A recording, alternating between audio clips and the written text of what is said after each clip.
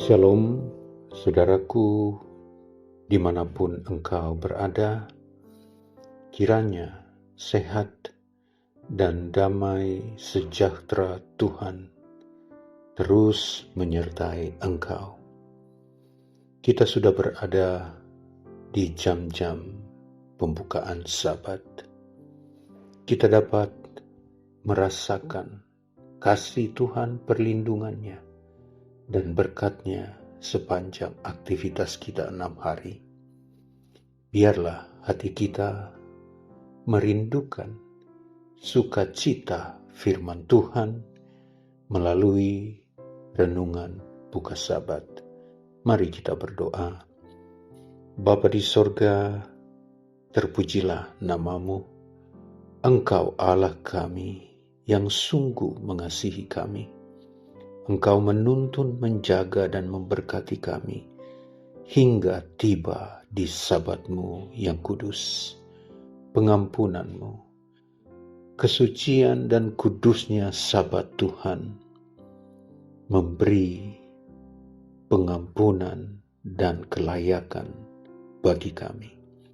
Berbicaralah ya Tuhan melalui firman-Mu. Ini doa kami dalam nama Yesus Juru Selamat kami. Amin. Mazmur 37 ayat 25 dan 26. Dahulu aku muda, sekarang telah menjadi tua, tetapi tidak pernah kulihat orang benar ditinggalkan, atau anak cucunya meminta-minta roti. Tiap hari ia menaruh belas kasihan dan memberi pinjaman, dan anak cucunya menjadi berkat.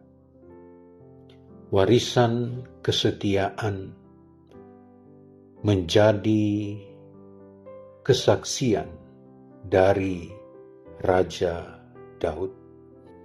Bagaimana kebajikan dan kasih Tuhan terus-menerus menyertai Raja Daud. Mazmur 37 ayat 25 dan 26 adalah testimoni tentang kesetiaan Tuhan.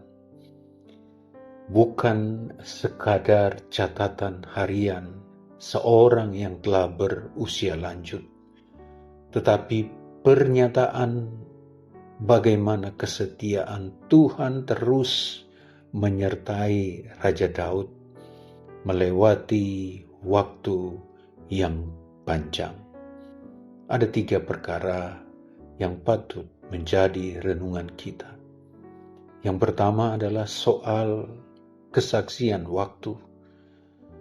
Raja Daud berkata, dahulu aku muda, sekarang telah tua. Ada otoritas di balik kata-kata ini. Daud tidak sedang berteori. Ia telah melihat pergantian musim, jatuh bangunnya kerajaan, dan dinamika hidup yang keras. Namun, di ujung perjalanan, dia menyimpulkan bahwa Tuhan terus menyertai dan memberkatinya. Tuhan tidak pernah absen dalam hidup orang-orang benar. Ini adalah pengingat bagi kita yang mungkin sedang merasa cemas akan masa depan. Jika Tuhan menyertai Anda di masa muda, Ia tidak akan pernah melepaskan tangannya saat rambut Anda memutih. Waktu boleh berubah, tetapi karakter Tuhan tetap konstan. Ini adalah panggilan untuk kita. Tuhan terus memberkati kita. Hari-hari yang lalu Tuhan jaga kita. Kepastian penjagaan yang sama dan berkat-Nya terus menjadi bagian anak-anak Tuhan yang senantiasa berharap kepada-Nya. Bagian yang kedua adalah definisi orang benar yang mengagumkan. Ayat 26 mendefinisikan orang benar bukan dengan ritual agama yang kaku, melainkan melalui belas kasihan. Tiap hari ia menaruh belas kasihan dan memberi pinjaman.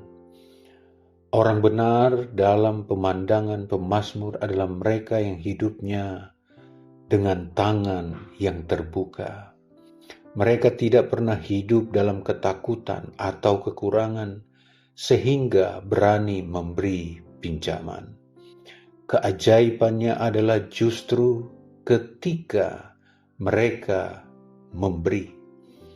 Mereka tidak pernah meminta-minta roti.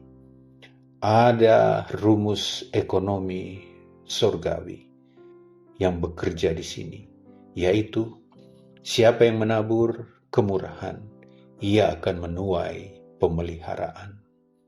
Yang terakhir adalah berkat Tuhan atau warisan kebajikan melampaui diri kita sendiri, dan itu ditujukan kepada anak cucu kita. Ini adalah bagian yang paling indah. Dampaknya terjadi kepada keturunan kita. Kita sering mengumpulkan harta benda sebagai warisan, namun ayat ini memberikan penekanan bahwa warisan yang jauh lebih kokoh adalah penyertaan Tuhan dan keselamatannya. Marilah kita hidup dalam kebenaran, kemurahan hati. Kita sedang membangun warisan spiritual bagi generasi kita, bagi anak cucu kita menjadi berkat, bukan karena emas yang kita tinggalkan, melainkan karena kebajikan yang kita tanam, kesetiaan. Tuhan terus menyertai anak-anaknya dalam kehidupan kebajikan. Janganlah lelah berbuat baik sebagai penekanan renungan sahabat kita. Mari kita hidup jujur, mari kita hidup lebih adil, mari kita menabur benih kebaikan, dan itu akan menaungi anak cucu kita di masa depan. Tuhan tidak hanya mengingat doa-doa kita, Dia juga mengingat setiap tangan kebaikan yang Anda ulurkan.